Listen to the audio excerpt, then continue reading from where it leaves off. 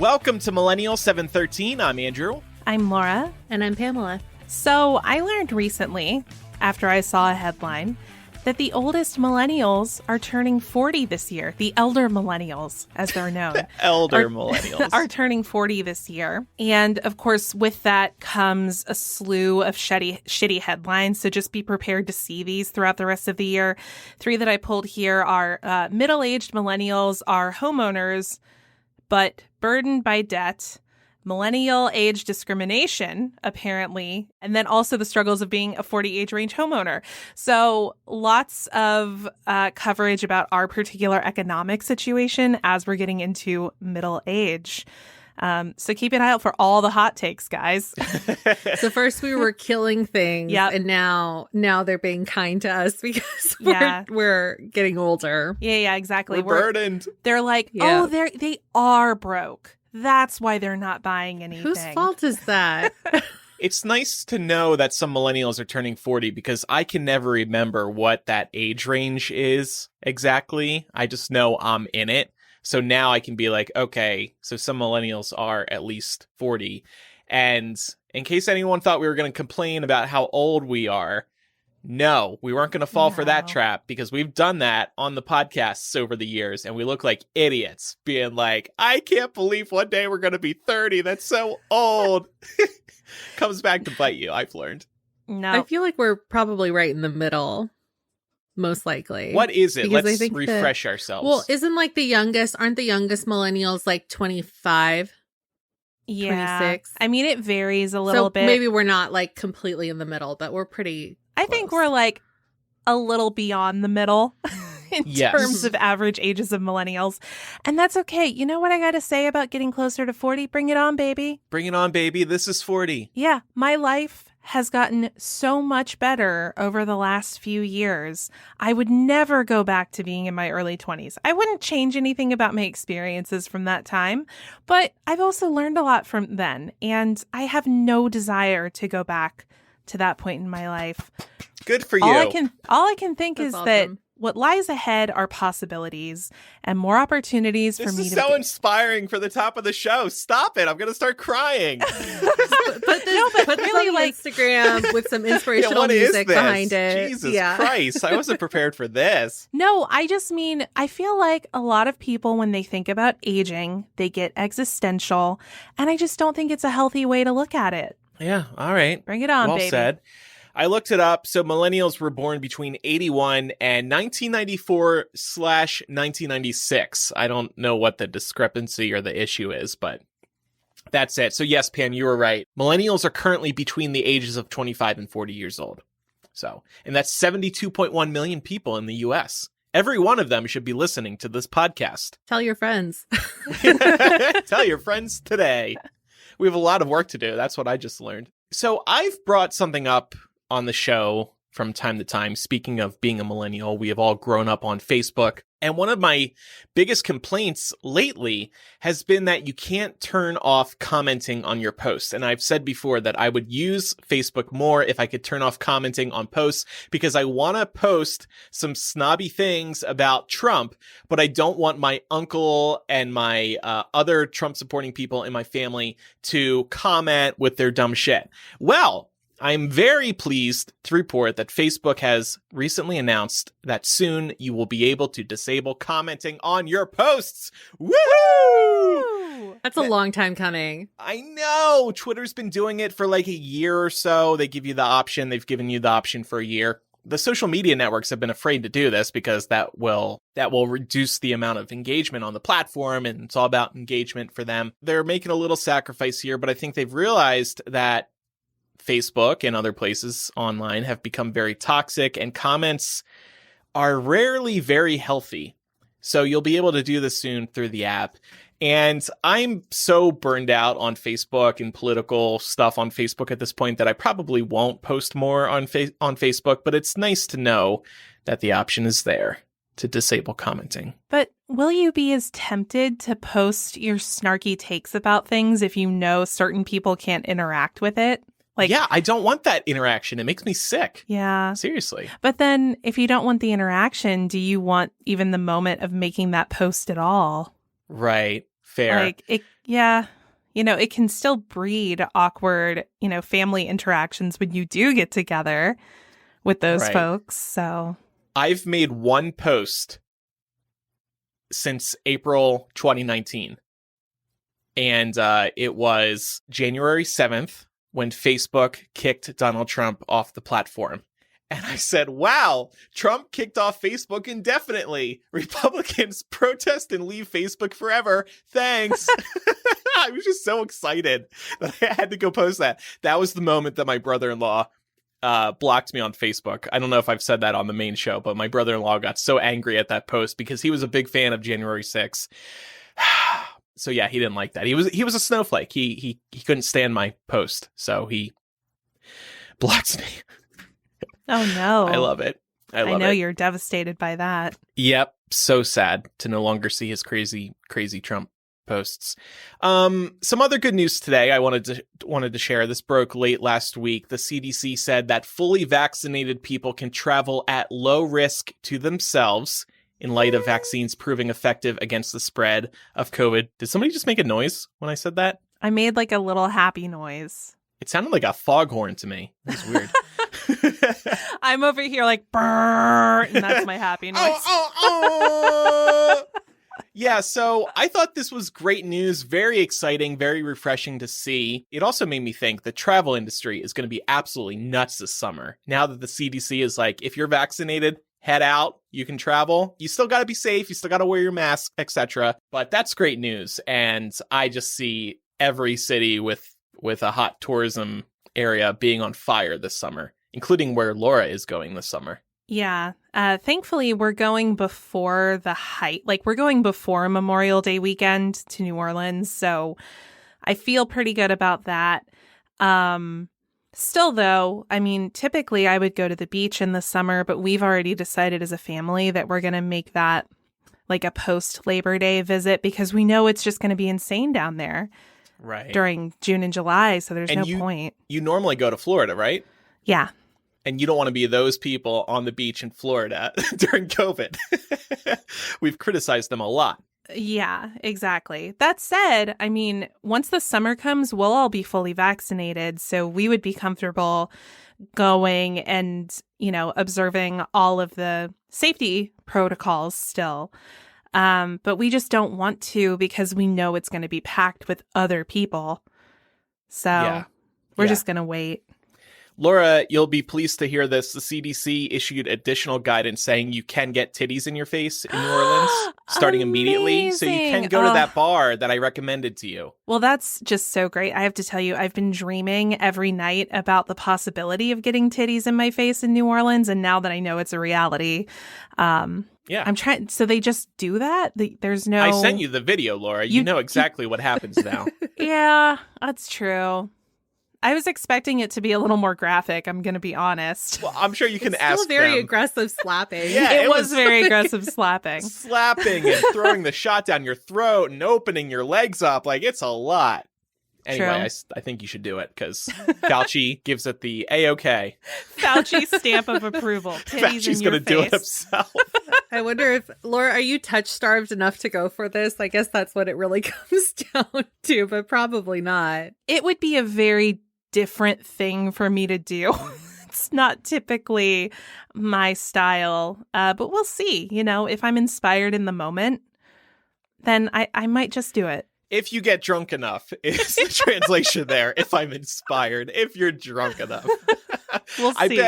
I bet they're not doing it right now because of COVID, which probably not. You'll have to report back to me, though, to let me know if they are doing it. Of course, I will pester you to please sign up for that.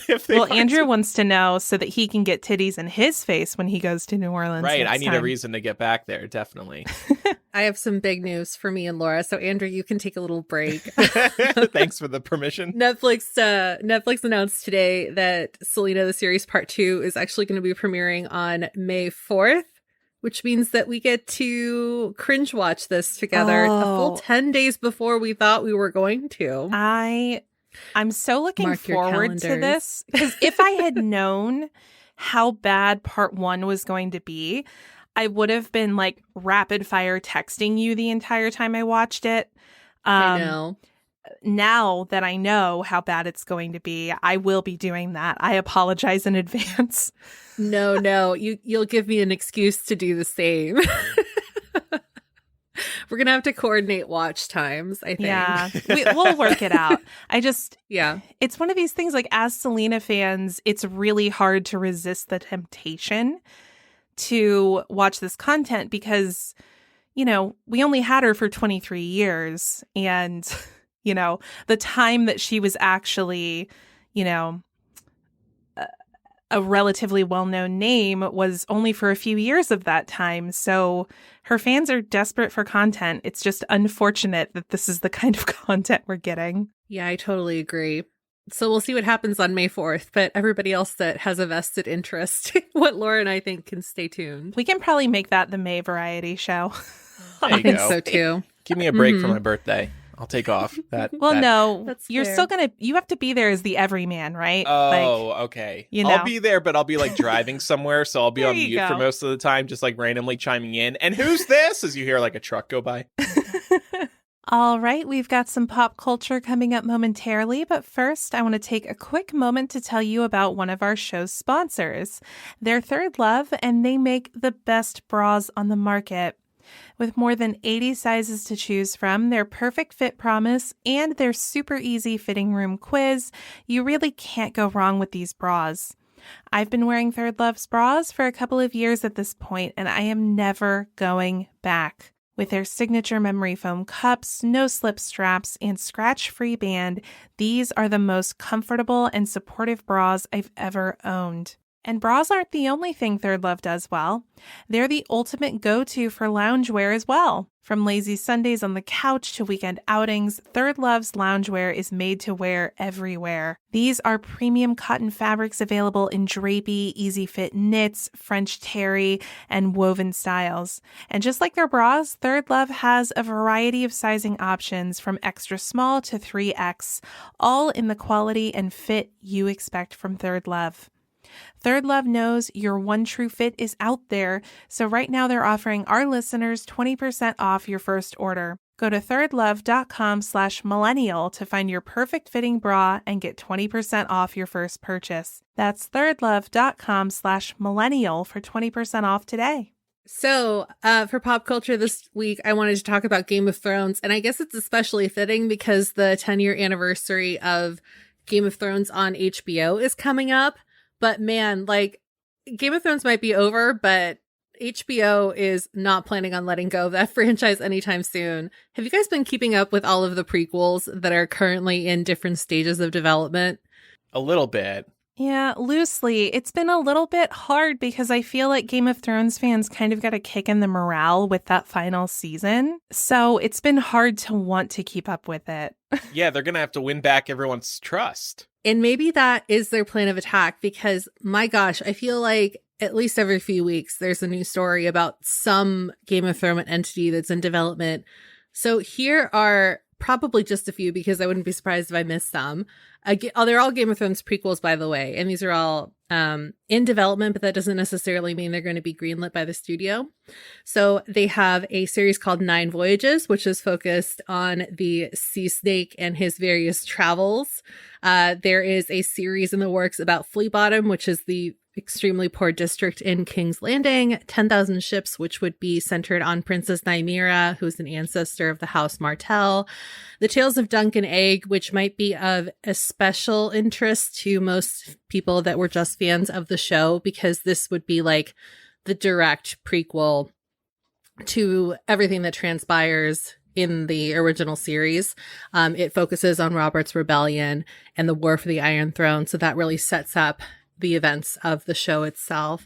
Then there's the Game of Thrones animated series going potentially to HBO Max. No specific details on what this is going to entail yet, but it is going to be geared towards adults. And then the one series that is actually pretty far along in production is House of the Dragon, which is based off of George R.R. Martin's Fire and Blood, and this chronicles the events of a civil war among the House Targaryen in Westeros, and this is like set way, way before Game of Thrones.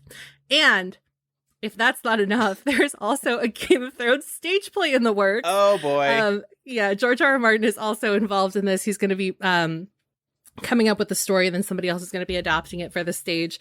They're allegedly planning a pretty big debut for this. Like, the plan is to send it to Broadway and West End and to Australia. And this is also more or less a bit of a direct sequel because it centers on the Great Tourney at Harrenhal, which happened 16 years prior to the event of Game of Thrones. And this really sparked the catalyst for Robert's rebellion, because at the end of the tourney, Prince Rhaegar Targaryen proclaims his love to Lyanna Stark, and that just like leads to the direct events of everything that happens after with Jon Snow and stuff like that. So that's where we are with Game of Thrones. If you're missing this series, like, fear not, because HBO's got you covered. So, George R.R. Martin is not finishing the books. I think. I don't think safe so. To say at this point, he just signed a new 5-year deal, like an exclusivity deal with HBO, and they've got him pretty busy. So right. I mean, this play, he's going to write this play. This means that Winds of Winter, the next book in Game of Thrones, is definitely not happening until that's finished. He's not completing Winds of Winter until the play's finished, because he has to work with other people on the play, and they're not going to wait around for him to finish Winds of Winter. I'm not the Game of Thrones fan here. I really maybe should give it another shot, because clearly HBO wants Game of Thrones to be their Marvel, to be their Star Wars, to be a Harry Potter. They just want to expand the franchise as much as possible. And they hope, I'm sure, they're praying that they can make all these series work, because this would be huge for them to have so many series like Disney Plus does with Marvel and Pixar and all these other projects going on. And that's a good point, because I wonder if they are fueled by the success of something like a Disney Plus. Mm-hmm. But for some reason, the idea of all of these series fatigues me way more than the idea of like 16 Star Wars series or, you know, 10 Marvel shows. You know what I mean? Well, they sound equally exhausting to me, but I'm like a casual fan of both of them, I guess. And I didn't watch Game of Thrones, but I watched like the last season, so I didn't know what was going on. It was just background watching. Yeah. How you feel? We're very confused. How are you feeling, Laura? I would say fatigued is also the appropriate word. To be perfectly honest, I have not read the books for Game of Thrones. And so I'm really going off of the TV show. I think the first 4 seasons of Game of Thrones were phenomenal television. And I feel like it started going downhill starting in season 5, really with the end of season 5 and onward. And that just kind of felt like they ran out of the source material. And that's why it's like the reason the show was good was because they had good source material to draw from. And once they ran out of that, the show started getting bad. So it makes me a little worried, because we've already seen an example of what like Westeros content looks like when there's no source material to draw from. Good point. I suppose it's good that George R.R. Martin has been contracted for some of this. Hopefully that'll help with it. But I think it's just rough when you have a series that jumped a shark like in its initial sort of like splash. Whereas you have, you know, Star Wars and Harry Potter, like they were fairly solid up until a point, right? Like Harry Potter. They got through the core series successfully. Yeah, exactly. And it's hard to have confidence that if you couldn't get through your core series without it being very disappointing, what are these other series going to look like? I'm going to give you a Pam 100% on that. I completely agree. And then this play, I think anyone who was a Harry Potter fan is looking at this news of the Game of Thrones stage play and just having flashbacks to how excited they may have been for Cursed Child, and then how disappointed they were in the Cursed Child if you didn't see the Cursed Child. I maintain that if you see it, you will be very impressed. But if you read that script, you're like, this is the stupidest thing I've ever seen in my life. And let's be real, a lot of Game of Thrones fans, they're not going to go see the stage play initially. Their introduction to the stage play might very well be a script book, like J.K. Rowling did for The Cursed Child, so that it was accessible to all audiences immediately. I mean, great points all around. I think that most people are probably divided, especially if they're casual fans, but maybe even if they're not, because I see that Liza wrote in the Discord that they had watched and read it all, but now is so meh. I don't enjoy watching the battles to the death, which seems to have been all the directors cared about, like amping up the gore more than George R. R. Martin.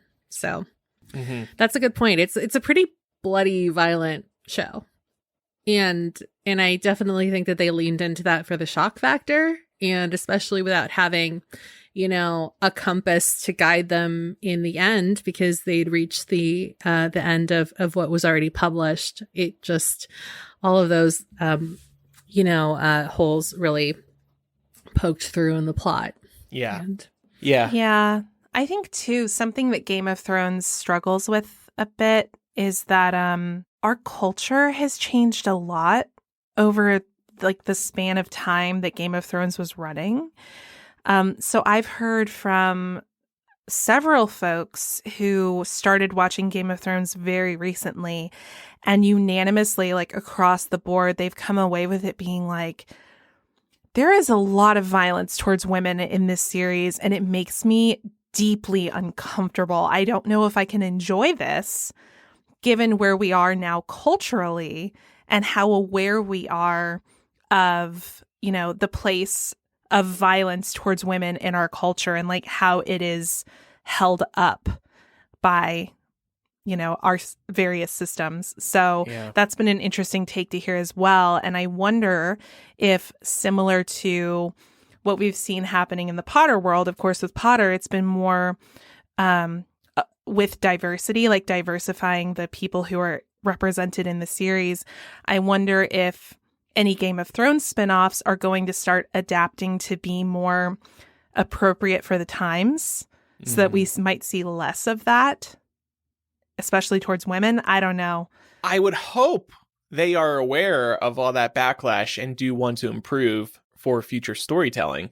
So if they don't, I mean, that's just idiotic. Yeah. There's a lot of idiots in Hollywood. There's a chance that they won't learn their lesson. Well, looking at some good news, at least for AMC theaters, AMC actually registered its highest uptick of 14%, so pretty substantial, following the debut of Godzilla vs. Kong last week. That's the first big budget offering from Hollywood that has been in theaters since the majority of theaters have opened nationwide.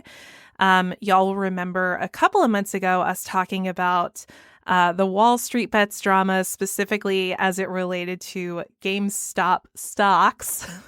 But AMC was one of the holdings that was impacted negatively in the weeks and months following all of the Wall Street Bets drama. However, Godzilla vs. Kong's opening weekend returns were $48.5 million.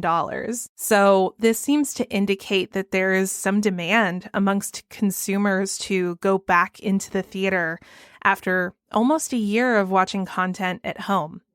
I know that we've talked a lot on the show recently about like, when are we going to be ready to go back to the movies? And it seems like there are a lot of people who are already ready. And it's also worth noting that Godzilla vs. Kong was available on HBO Max day and date with the theatrical release. So clearly people wanted to go see this in theaters. And I get it. It's a big monster movie. This is something you want to see on a big ass screen. Personally, I've never been into these monster films. Godzilla, like I read that title and I just think it's going to be 2 hours of just going back and forth, and I'm like, that's not my type of thing. Like we've said a few weeks ago, I can see myself maybe by summer being back in a movie theater. We moved out here 9 months ago. We still haven't been to a movie theater, and I think that's something we're definitely looking forward to doing. So maybe Black Widow, maybe something else. And in terms of AMC stock, no, I have not invested in AMC stock because that thing has been volatile as F, and I don't want any part of that. That said, if you look at AMC stock pre-pandemic and like back in 2017, 2018, it was a lot higher than it was now. And I think it's going to keep going up as box office revenues continue to improve. So I'll buy on the next dip, Laura, maybe.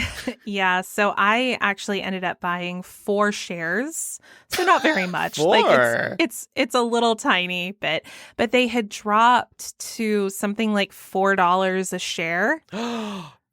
Is that when you bought it? Mm-hmm. Oh, damn it. She's so good. Fuck.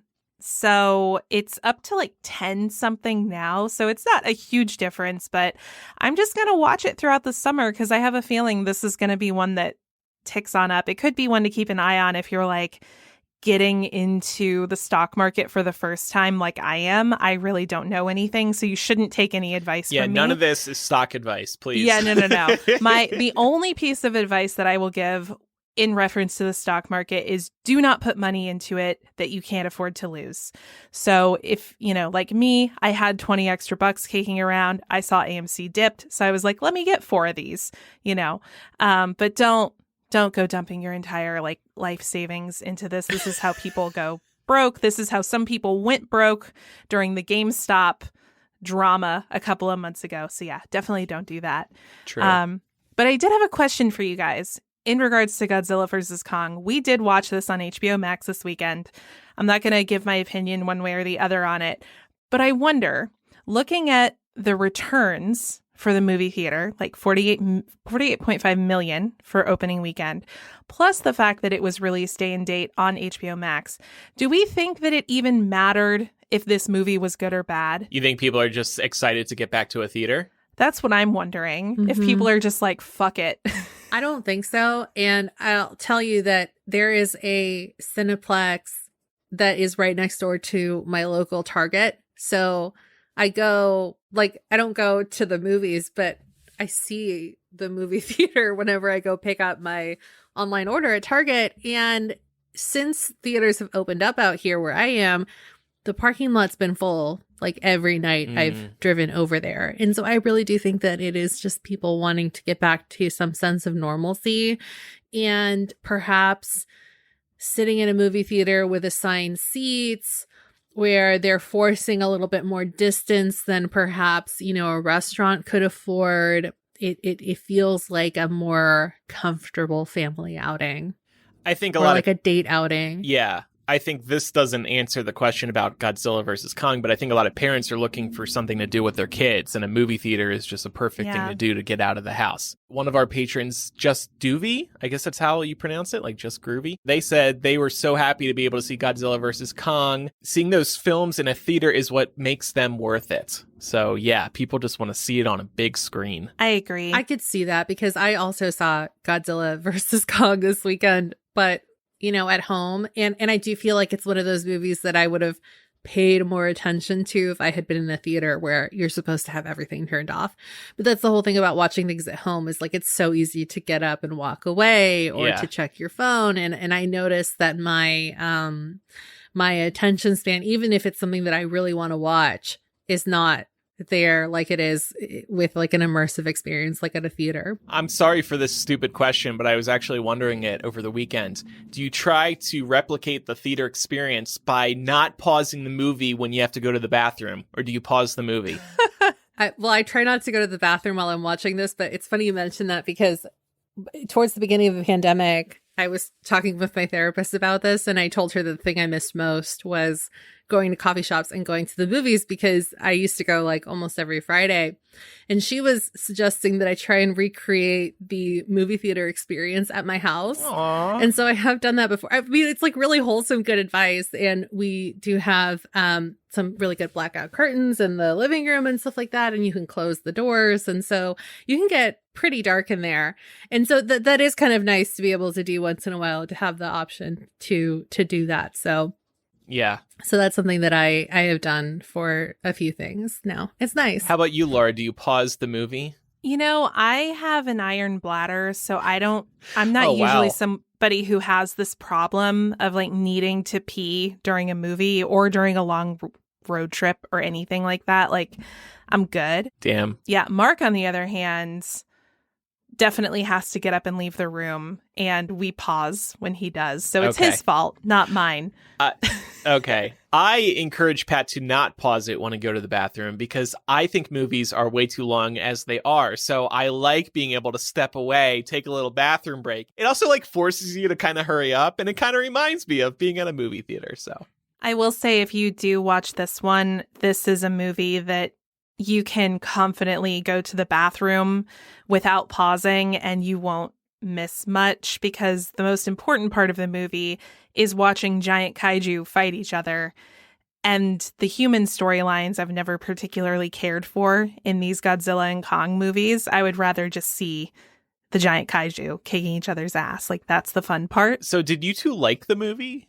Did you answer that, by the way? It was good from a CG perspective. Everything else, I felt this way about the last couple of Kong and Godzilla movies. They try to inject these storylines with human characters. And there are too many characters, so there's not enough time to develop a meaningful relationship with any of them. And again, I'm there for kaiju, not people. So I don't care. Even like Millie Bobby Brown's storyline, I was like, I don't care about you. I think it was all right. I think it was probably marginally better than the 2019 Godzilla King of Monsters, but only marginally. And like Laura, I think that if you're looking for plot, you should not look here. But if you're just looking for, big ass monsters beating each other up in the middle of very urban cities with skyscrapers, then yeah, like you should watch that. So Pam, I have to ask you, when you were watching the movie, were you Team Godzilla, Team Kong, or ambivalent?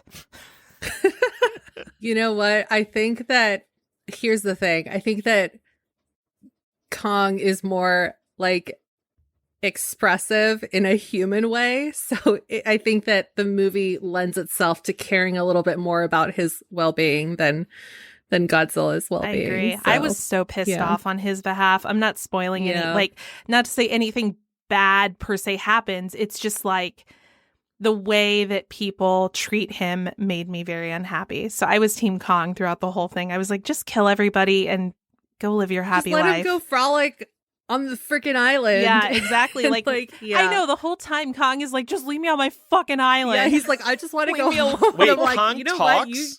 No. No, but you can see it in his eyes. It's like you can that see movie, it in his eyes. Yeah, you can. You really can. Oh my God. Have you seen that dumb movie Rampage? No, I haven't. Oh my God, it's the same thing. It's like they just have like a really expressive, very large gorilla, and then you feel bad. It's kind of like that scene. It's kind of like that scene in Jurassic World. And this is like a spoiler, but the movie's been out for years now. So if you haven't watched it, then like whatever. When they're leaving the island and like they just leave the dinosaurs there to die. And it's so sad. I know. Because, yeah, it's like similar effect. Yeah. I mean, I honestly feel like the best hero, it's like an unsung hero, like somebody who doesn't get a ton of recognition, is the T-Rex from the first Jurassic Park movie. Nobody gives her props. Mm-hmm. Anyway. Wow. I did not expect you two to talk so passionately about Godzilla versus Kong, that's for sure. And Zian is in the Discord being like, I love Godzilla's smile. I'm like, what? No. Just not even smile. It's just... Never mind. This is like crazy. Not a conversation we need to have. This is crazy for sure. No, I appreciate the passion very much. I will not be watching this. You couldn't pay me to watch one of these big monster movies. What if I You're sent kind of you missing out, though. I feel like you should watch at least one. No, there's no way. What if I sent you like $50 and I was like, sit down and watch this movie? Give me your AMC stock and I will watch Godzilla versus Kong. No, I'm not going to do that. That's less than $50. Yeah, but the potential. All right. Would you really give me $50? I'll invest it in AMC stock. Probably not $50. How much would you pay me? Like maybe we could like Postmate some pizza to your house. Yeah, like what if we sent you some snacks? That's cool. Yeah, I suppose I could be down for that. How long is this movie? It's long. You know what? Honestly, like between because there's so many that lead up to this one. I think that like out of all of them, the best is probably Skull Island.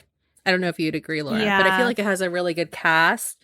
And so it's just a lot more palatable because of that. Skull Island was definitely the better movie. Mm-hmm. Yeah. You know what you could do, Andrew? Honestly, if you wait a little while, somebody is going to do a fight scene compilation of that's all a good of point. these. And that's all you need to see. Like the rest of it doesn't matter. So just sit down for like 30, 40 minutes and watch these fight scenes and you'll get the experience. 30, 40 minutes. I thought you were going to say, like, just sit down for 5 minutes. It's 2 hours long, the movie, I see. And I don't want to take, I appreciate the offer of like pizza or whatever, but I would be actively angry watching the movie because I just hate watching movie that I don't want to watch. It just seems like such a waste of time. It's hours gone to a dumb movie that I don't want to watch. Yeah, you could have been buying up some AMC stock while you were watching that movie. I know. What if you missed the dip? It'd be amazing if you gave me your AMC stock and then it shot up to like $1,000 a share and then, well, you didn't buy that many shares, so I wouldn't suddenly become rich, but man, imagine that. I'd give you your $20 back at least. Yeah, no, this is why I'm not giving you my AMC stock. All right, fine. I wanted to mention something quick. On Monday, Yahoo announced that they were shutting down Yahoo Answers. This is one of a few sites where anyone can post a question and anyone can answer it, which is part of the problem with these sites, especially these days. Yahoo says it's become less popular. What they didn't say is a lot of misinformation can be spread on something like Yahoo Answers, and it's just not a healthy place. That said, I wanted to mention it because I think we've all been there where we go and Google something and it directs us to Quora or Yahoo Answers or one of these others like howto.com or something like that. Did you guys use sites like this and did you trust them when you read answers on them? Definitely have used them. Not specifically Yahoo. I'll just type my question into Google and whatever answers come up first, whether it's Quora or Yahoo Answers, I'll read those. But do I take them seriously? No. Like, realistically, like, if I go and Google, like, oh, I think I accidentally doubled up on my allergy medication today. Like, and so I'll go and Google, like, side effects of taking double my allergy medication to see, like, if I can find anything on there. It's never reputable. Right. And all it does is send me into an anxiety spin. So I do try not to do this. Yeah. Sometimes you can't help it, though, because it just shows up in the search results and you see people talking about something that you're interested in. And you're like, well, damn, I guess I better look because other people have this issue, too. How about you, Pam? Do you ever use these? I, like Laura, just will pop my question into Google. And if Yahoo Answers come up, I'll read through those. But I kind of take it with a grain of salt because I know that it's not like professional help. I will say that one thing that I appreciate more about Yahoo Answers is that like Quora requires you to sign in if you want to read past a certain number of answers. So that's like too much effort. Yeah, if I'm, you want all the scrolling shitty in the middle of the answers night. without logging in. Yeah, exactly. It's like at this point I might as well just go on Reddit and see if somebody has asked the same question. Yeah, Shane mentioned Reddit. Yeah, but like Reddit's honestly, I think it's a better resource. I'm never going on there to actually like fully trust anybody. I just, I like to know that I'm normal and that other people are asking the same questions. Exactly. Oh, I get that. Yeah. Mm-hmm. I use Quora and Yahoo Answers for Harry Potter questions because I'll go Googling something and then it's always one of those sites that appears. Like sometimes I'm researching something for MuggleCast and I just want a quick answer to a question. And those always have my back. So I'm happy to use it for fictional questions. But yeah, I'm not going to go click on one of those if I have a health issue or something. Because I, like Laura, I would just become paranoid and freak myself out over what some rando is saying out in California. Yahoo Answers will shut down permanently on May 4th. Something else is happening on May 4th. What did we say earlier in the show? Selena. So you won't be able to submit your Selena questions to Yahoo Answers because they won't exist anymore. There are a couple big stories happening in the U.S. this week that we'll get to in a second, but first I just wanted to play a passage from former Speaker of the House John Boehner's forthcoming memoir. Freedom means you can be a genius and invent new products that make you millions of dollars and helps millions of people. It means you're free to work your way to becoming the first in your family to go to college. It means you're free to reach as high as you want, no matter where you came from, even if you're a little kid sweeping a bar out in Southwest Ohio. Take it from me. You'll never know where you'll end up. That's freedom. I'll raise a glass to that any day. P.S. Ted Cruz, go fuck yourself. Oh my God. That's a real clip from his audiobook. Oh my God. I did not know that's how that ended. I heard about this passage, but not the ending.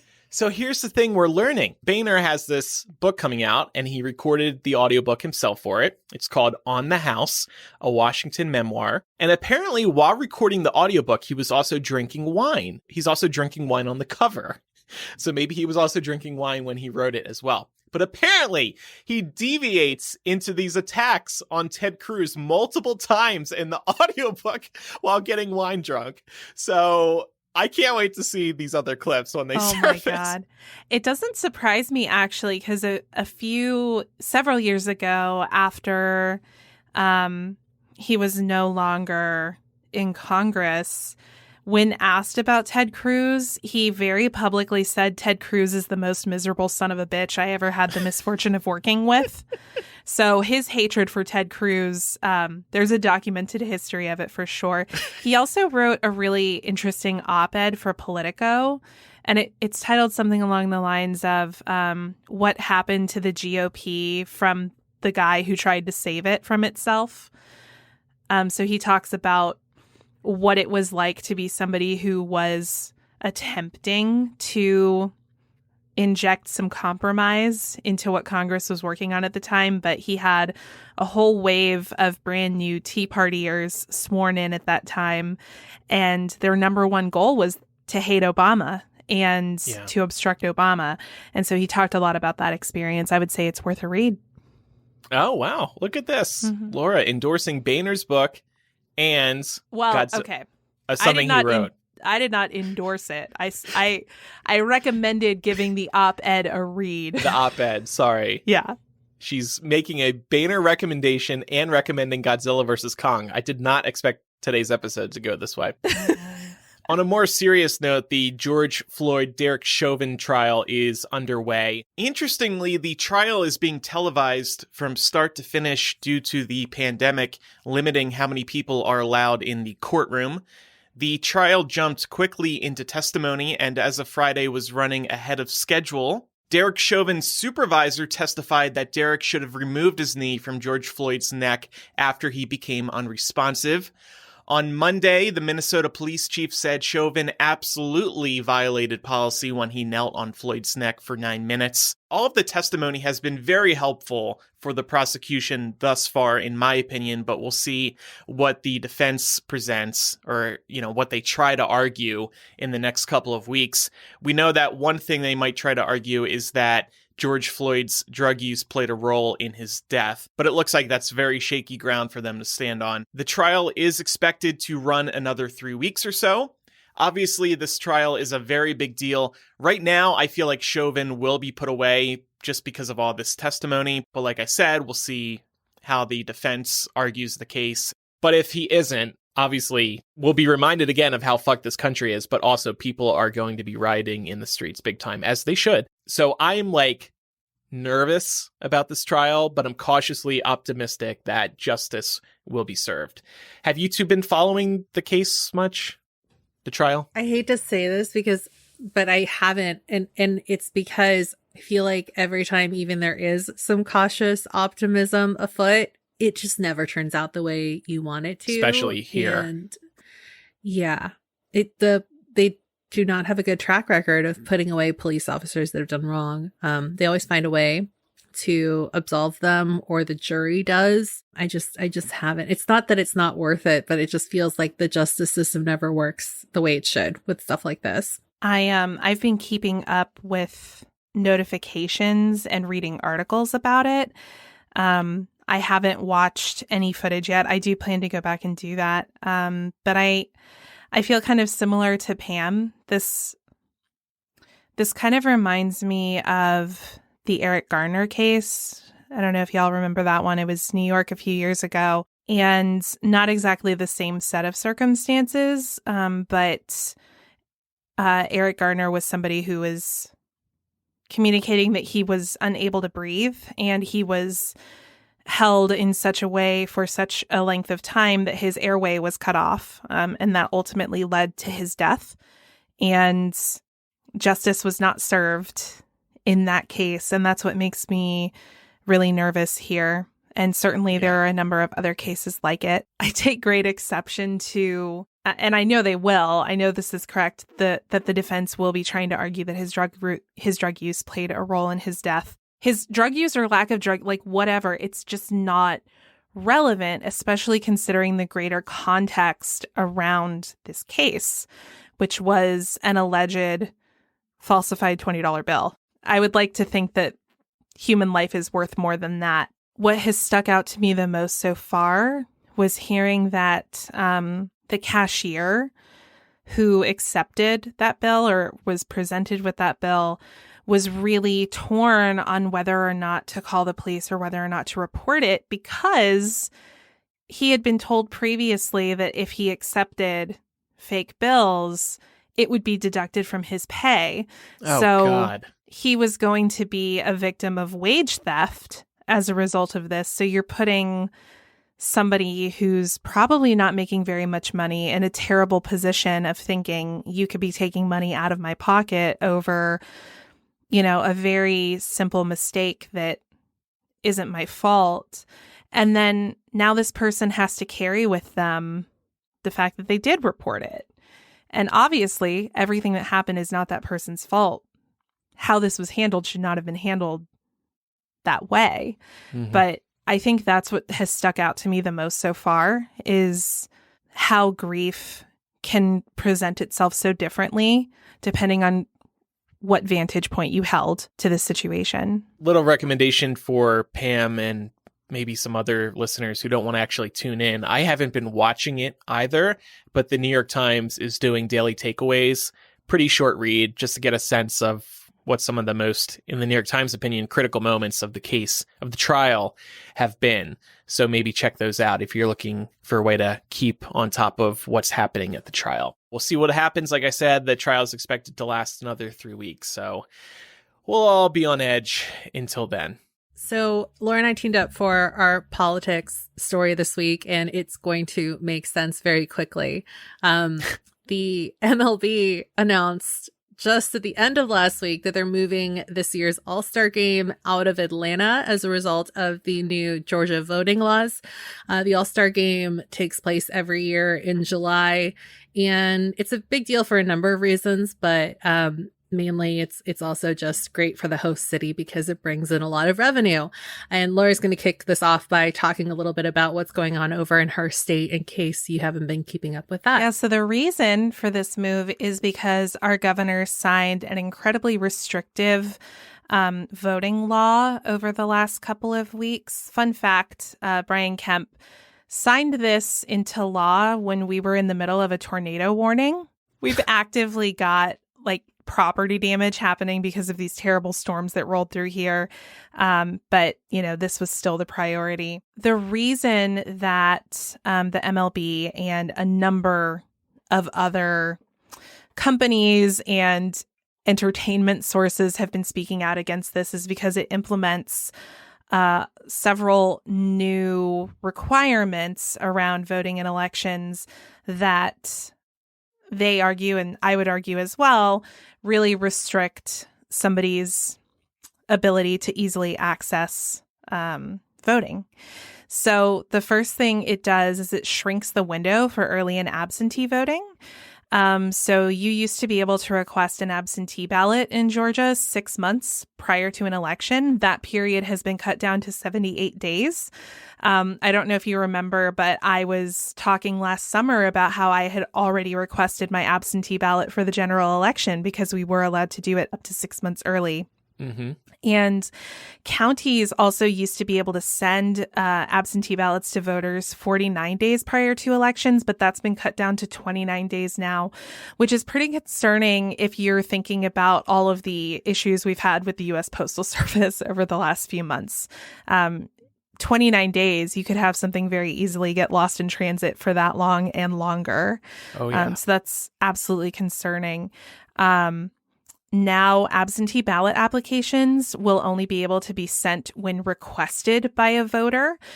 Previously, Republican Brad Raffensperger, who is our Secretary of State, sent unsolicited applications to all Georgia voters during the pandemic. So this just adds another step that somebody has to go out of their way to like print out the form, fill out the form, and then mail it in or email a scanned copy rather than just getting an absentee ballot application sent to them at home. There are also new voter ID requirements. So voters will need to supply one form of ID.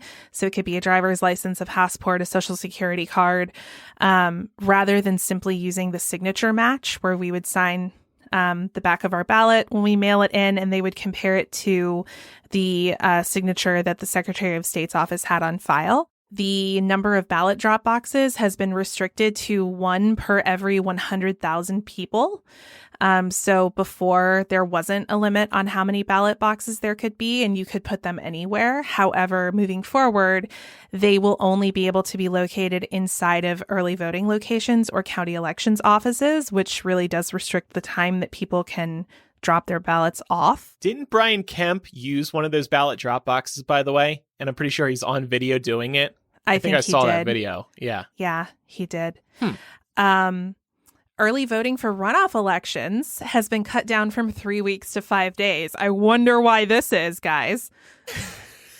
So we just had a runoff election here in Georgia in January, and both Senate seats were won by Democrats. So this feels like a direct retaliation to that. 5 days, like a single Monday through Friday period is how long you can have early voting for a runoff. And that's a massive reduction, 3 weeks to 5 days. It's huge.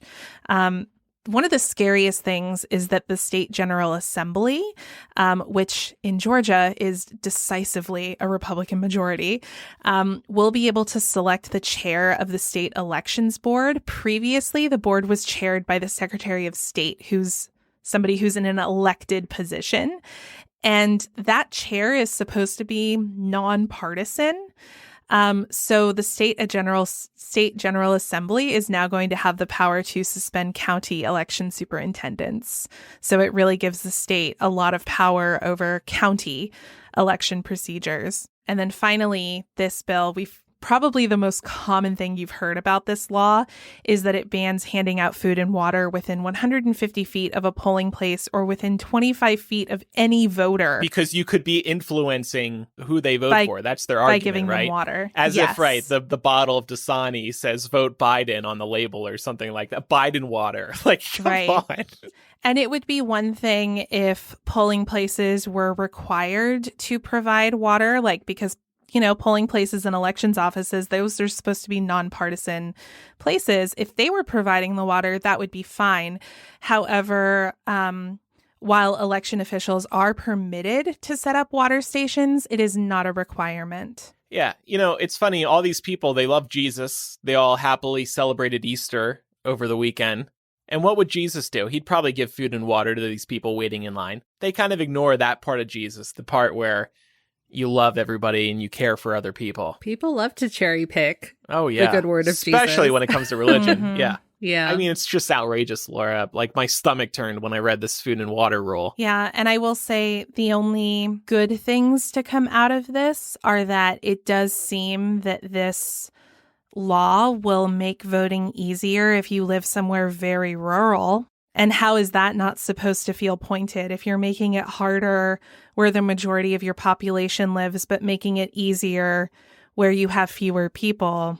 And then what's your tie-in here, Pam? So obviously I'm a big baseball fan. Honestly, usually I only pay attention to what's happening with the Giants, but in general, my ears definitely perk up when there's a big baseball decree that happens. And that's what happened just this past Friday. So the MLB commissioner issued a statement saying that after talking with the clubs and former and current players and the Players Association and the Players Alliance, they decided to pull this year's All-Star game out of Atlanta. It's actually, I think it's the Atlanta Braves Stadium is not in Atlanta anymore. It's in the suburbs, but yeah, for the purposes of just, sweepingly generalizing. So basically they said that they decided to do this because the MLB supports voting rights for all Americans and opposes restrictions to the ballot box. They said, quote, "We proudly used our platform to encourage baseball fans and communities throughout our country to perform their civic duty and actively participate in the voting process. Fair access to voting continues to have our game's unwavering support." Now, the Atlanta Braves also issued their own statement in which they essentially said that they were against this and said that they were deeply disappointed by the move of the MLB on the whole. They said, quote, "The Braves organization will continue to stress the importance of equal voting opportunities, and we had hoped our city could use this event as a platform to enhance the discussion. Our city has always been known as a uniter in divided times, and we will miss the opportunity to address the issues that are important to our community." They also kind of like hit fans with a bit of a double whammy because they basically insinuated that all this was doing was taking economy boosting opportunities away from where the stadium is located. And I guess that is, a fair point to assess. But it is also important to note that the MLB does a lot of outreach through the All-Star Legacy projects that happen in the host cities for the Midsummer Classic game that they do every year in July. All of that is moving forward despite the fact that they have not decided where they're going to host this year's All-Star game. And they're still going to honor Hank Aaron, who passed in January, who played with the Braves for, I believe, just a little over 2 decades, if I'm remembering correctly. So all that's still going to happen. It's just not going to happen at the Braves Stadium. I'm torn on this issue. Like you had mentioned a minute ago, the problem with pulling something like the All-Star game out of the Atlanta area is that it does affect some small businesses who are counting on some additional foot traffic, some additional tourism. On the other hand, governments perk up when corporations get involved and pull out because that they're losing out on a lot of money. They're losing out on a lot of revenue, and it makes them change their minds about things. An example I frequently point to is in North Carolina. They had this horrible bathroom bill a few years ago at this point. There was a ton of backlash around it from big business. They pulled out. I've brought up this example before too. My husband, Bruce Springsteen, saw this bathroom bill. He canceled his concert happening there. He still sold the poster that he made for the show, and then he donated those revenues to the Human Rights Campaign of North Carolina. I have one of those posters. I was so happy to buy it. But then North Carolina walked back that bathroom bill.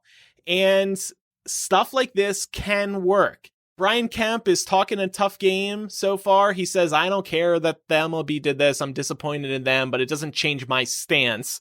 But if more companies come out, like Coke and Delta did, too little too late, but if they start affecting Georgia's bottom line, maybe it can make a difference. In the short term, that sucks, but in the long term, it's for the best. I think the film industry, like if the film industry decided that they weren't going to produce anything out of Georgia because Georgia gets a lot of money from being like, a top grade filming destination, then it might perhaps have Brian Kemp singing a different tune if all of it was happening at once. I'm not sure if this is going to work. And I was hoping that Laura perhaps could weigh in on whether she thinks it will. I think it depends on how many other companies join in with this. I do remember, and I apologize, I don't remember the exact law or bill that was being proposed, but it was 3 or 4 years ago. There was a pending law in our legislature, and it was something anti-LGBT, and a number of movie studios signed petitions saying like, hey, we're going to pull all of our production out of Georgia. If you do this, deuces. And that did stop it in its tracks. So I think if we were to get enough traction for things that are like repeat visitors, like, movie studios, for example, like this, losing the All-Star game, it is a really big thing to lose, but it is a one-time event. If I'm speaking correctly, not speaking out of turn on that, Pam, feel free to correct me if I'm wrong. But, a lot of stuff in, Marvel Studios, they do a lot of shooting here in Atlanta.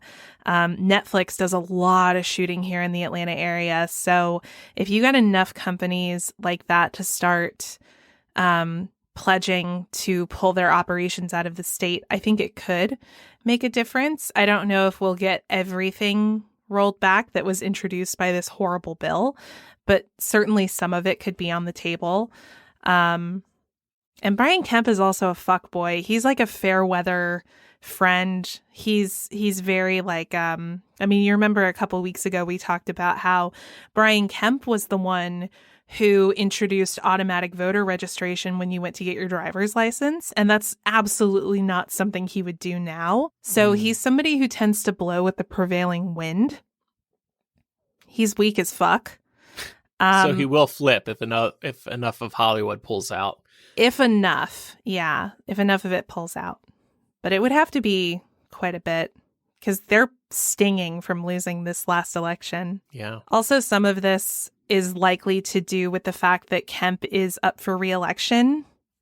So I can't imagine that a lot of the thought behind these restrictions wasn't a result of them seeing how bad 2020 went for them and him seeing he's up for re-election right around the corner. So this is probably part of that too. Well, I guess we'll just wait and see what happens. One other thing we wanted to mention really quick, and I'm just going to start by reading this email from Sarah. Sarah wrote in, Arkansas has passed a bill that will criminalize healthcare professionals for performing any gender-affirming care on trans youth. The reach of this bill is vast, and it could lead to criminalization of parents who are affirming.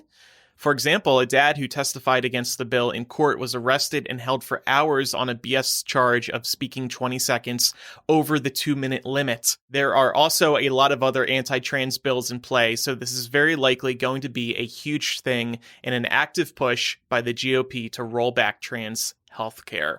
So Sarah sent that email in earlier today. There was a bit of good news Monday afternoon. Arkansas's governor did decide to veto the bill, so it's not passing for now. But Laura, there's still reason to be concerned, right? Yeah, my understanding is that in the state house, they could basically overturn this veto with a simple majority vote. And this bill passed with a very healthy majority. So we'll have to keep an eye on it. And I'm sure we'll have an update on this story before we sit down to record next week. Yeah.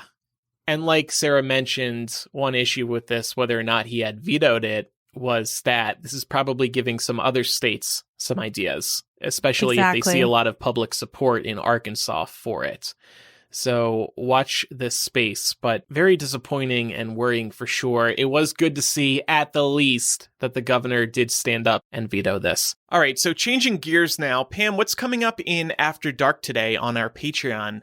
I know we've got something later on tap. We're going to be talking about whether or not we've noticed our friend groups getting smaller as a result of the pandemic. There's an interesting article about this over on Mike.com, and it just sounded like a good thing to discuss between the three of us. Excellent. Yeah. That'll be available at patreon.com/millennial. Thanks to everybody who supports us. And I know, Laura, you wanted to give a shout out to our new patrons. That's right. It's time for a shout out for our latest patrons. They are Kelly, Andrea, Lauren, Lyndon, Megan, Brittany, and Payal.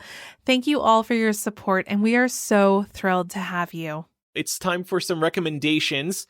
I think last year I recommended on the show Rock the Block on HGTV. This is back for season 2 now. 8 HGTV stars are competing in 4 teams to each renovate 4 copies of the same exact house. I think they're actually in Georgia for this season. Whether or not you're a huge HGTV fan, it's a great watch, pretty entertaining, lots of good twists this season as well, which keeps it interesting, and pretty funny too. So if you are interested in HGTV at all, if you watch it even a little bit, I would definitely recommend watching Rock the Block. It's been a fun competition. I wanted to recommend Ted Lasso on Apple TV Plus. Have either of you guys watched this? I have. No. Did you like it? I've been really enjoying it. Yes. And I see a lot of other people saying they really like it as well. But people are super moved by it, and I'm just not moved as much. I'm feeling like I didn't pay attention to the show as closely as I should have. So I have not finished it yet, but I think it's just delightful. It's just such a nice, easy watch so far. I'm 4 episodes in, I think. And for those of you guys that don't know, this show stars Jason Sudeikis as the titular character, and he is an American football coach that gets hired to coach a soccer team out in the UK, and he like has no idea what he's doing. But the comedy is really good. It's such a well-written show, and if you have access to Apple TV Plus or you haven't taken advantage of your free trial yet, I would highly recommend checking this out because it's just a really nice little comedy. Ted is very wholesome. It's a very He is very feel-good show, wholesome. I think. Yeah. That is the one good show on Apple TV Plus. There's really nothing else to check out right now. But hey, good for Apple TV Plus. They found a hit. And I would like to recommend a game for your mobile devices, Crash on the Run. It's for anybody who's ever been a Crash Bandicoot fan. I got this recently, and it's been so much fun to have a version of Crash that I can play on my phone because it does evoke so much childhood nostalgia for me. Aww. And as the world goes back to normal, you might have less time to be in front of the PlayStation. So this could be a good way to get your Crash fix in while you're on the road. Cool. So before we wrap up, don't forget we would appreciate if you left us a review on Apple Podcasts or wherever you listen to Millennial. You can contact us by emailing millennialshow@gmail.com or by using the contact form on millennialshow.com. That's also where we have our confessional. We've gotten lots of great emails recently, so we'll be sure to include those in the weeks ahead. Also, follow us on social media. We are Millennial Show on Instagram, Twitter, and Facebook. Thank you so much, as always, for your listenership, for your support. It's greatly appreciated. It really keeps us going. It really keeps us inspired. And we just have so much fun recording this podcast. So I can't say thank you enough. And that does it for this week's episode. I'm Andrew. I'm Laura. And I'm Pamela. Bye, Bye everyone.